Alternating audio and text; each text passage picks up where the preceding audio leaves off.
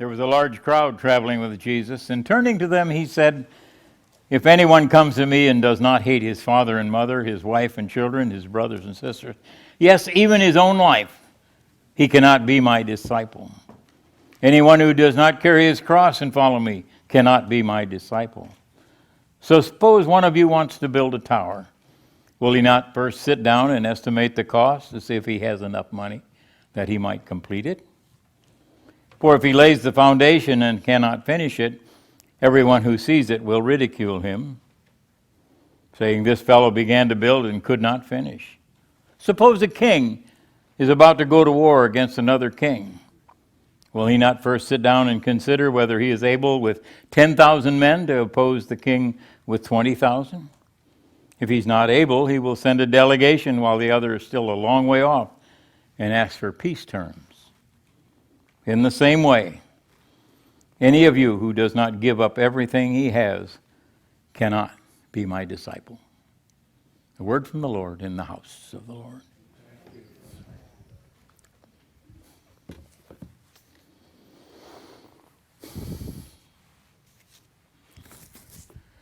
Jeremiah said, the word from the Lord was that if you got clay that won't model the way you want it to, try again. Don't give up after one failure. Now, I've never done a potter's wheel. I just know that in all the pictures, they get a lot of mud and they get a lot of water and it's really messy. I don't know why I never did that in my life. It sounds like a real blast. But he said, "I'll give you another chance. But if that doesn't work, no more chances." That's the Old Testament reading. This is a tough one for liturgists because they have to read an entire book of the Bible this morning. That's Philemon, the shortest book in the Bible, 21 verses. Paul wrote to his friend and said, "I'm sending you back the slave that you had, Onesimus." Onesimus means worthless. "And I send you back your slave to do with as you see fit." Now, he was a runaway slave, so his life was forfeit. His master could kill him. But Paul wrote and said, "I'm sending him back that you might do that which is right." He said, "Now, whatever it has cost you to be without him, I'll pay it. But I would really like to have him back because he's been invaluable to me. I'm not telling you what you have to do, but just remember, you owe me. Now do what's right." Boy, what a letter writer he was. You know, letters have ceased to be what they used to be. Now they're form letters telling you there's new arrangements on your credit card, which I didn't understand the original part, so it was understanding the new doesn't mean a thing either. But I have a letter in a drawer in my office right over there that I read every once in a while. It was written by Jacob Stauffer when he was in assisted living in Tucson. And it's a letter in which he expresses gratitude to Nancy and I for the 6 years that he spent with us, and that he was able to do the things he was able to do because he was there. And I remember things about him that make me realize how special that letter is to me. He's obviously been gone for 10 years, and consequently, no more letters. But Paul wrote simply to say to Philemon, "You are a fellow Christian, and I expect you to do what's right for your slave." He didn't say, "I expect you to do what's legal." That would have been put him to death. Didn't ask you to do what was particularly moral, because that would have allowed him to keep him as a slave forever. He said, "I'm asking you to do what is right because I gave you Christ. You owe me." Think about your life. Who gave you Christ? Who do you owe a debt that great? Who have you given Christ to? Who owes Christ that debt that great? Yeah, the potter's wheel is a messy thing. It throws water and mud everywhere. But skilled artisans with the potter's wheel make beautiful things just emerge. I'm sure some of you, maybe all of you, have watched glass blowers heat that molten glass and through a long tube create beauty. God is able, through His long tubes, to create beauty in our lives if we let Him, if we allow it to happen in our lives. Sorry about that. I could tip one over, couldn't I? And then you get a letter that says you get free credit, you get zero interest for 1 year on your transfers. I want to run out and run up a big debt so I can transfer it. Here I am wasting 0%. Letters mean so much when we read them. We don't get many anymore. We get emails. We get Facebook with abbreviations that I don't understand. But when someone sits down, especially someone who didn't have control of 3 fingers on his left hand, and that was his only hand, who was 95% blind, took the time to write me a letter. I can read it over and over again, because just like the word that I've read to you this morning, just like the word that Ron read to you, it's so important to read it again. Because until you've read it and read it again and again, the meaning doesn't become clear as to how much love there is involved in caring for people. Oh, my dad did things. I know I've told you this story, that our area had the first marbleoid roller skating rink floor in the world. And every club in our high school had a skating party. Everyone. I mean, we all did it. And the GAA was having a skating party. And it had been not one of my most exemplary weeks of effort around home. And I said to my dad, now remember, I'm a sophomore. Big deal, I'm already 15. Can I go to the skating party? And he said, if you deserve to go, go. That's cruel. Now, this is the same dad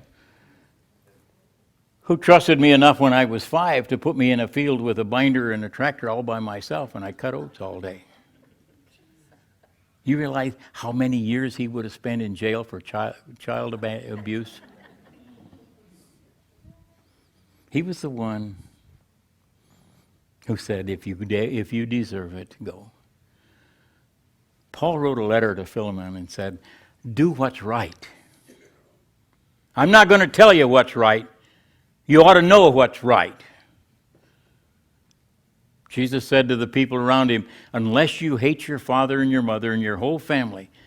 The problem with the word hate in here is that it's a lousy translation from Greek to Latin to English to modern language.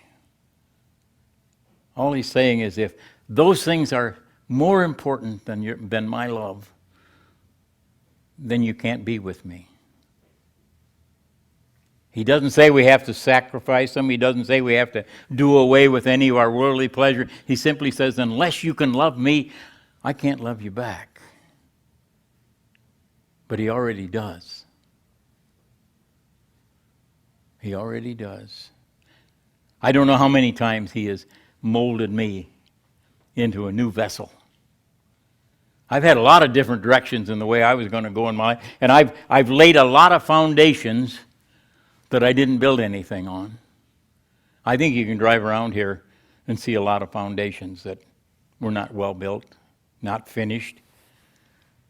The rescue squad in our little town of Merrimack, Wisconsin, where I had my first church, the rescue squad's motto was same-day service. And the volunteer fire department's motto was, we've never lost a foundation.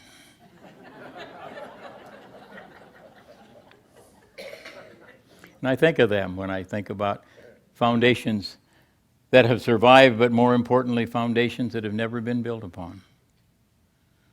Plans that we've made that we didn't do anything with. Maybe I'm the only one in the crowd that has diddled away a few pretty good opportunities because I didn't plan enough in the beginning. Paul wrote to his friend Philemon and said, I gave you Christ. You do what's right. He didn't say, let him loose. He didn't say, send him back. He said, do what is right.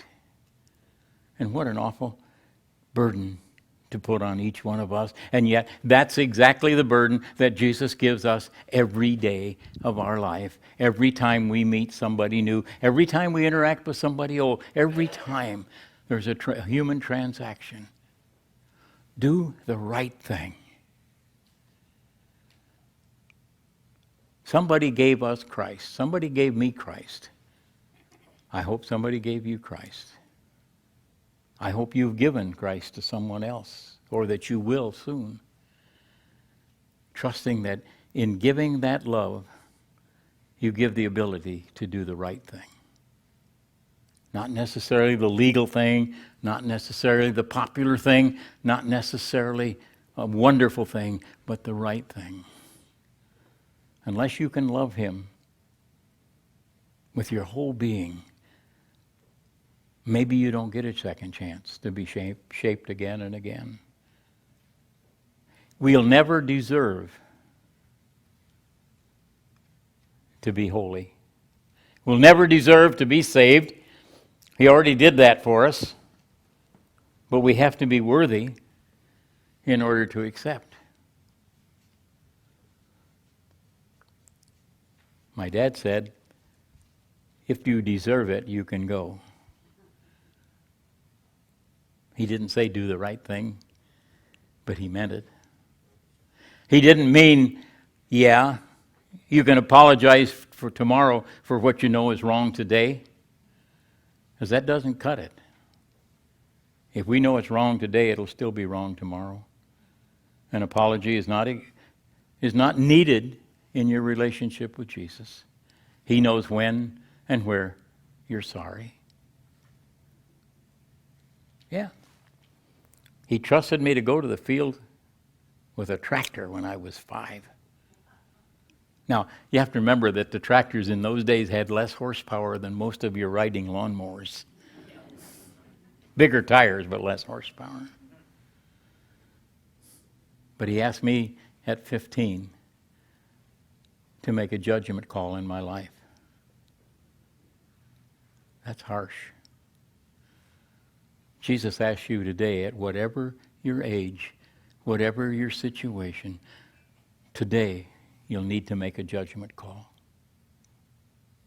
Are you ready? Amen.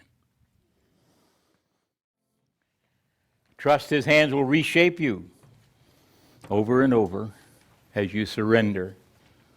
Trust that he will love you in spite. Trust his peace is forever. Amen.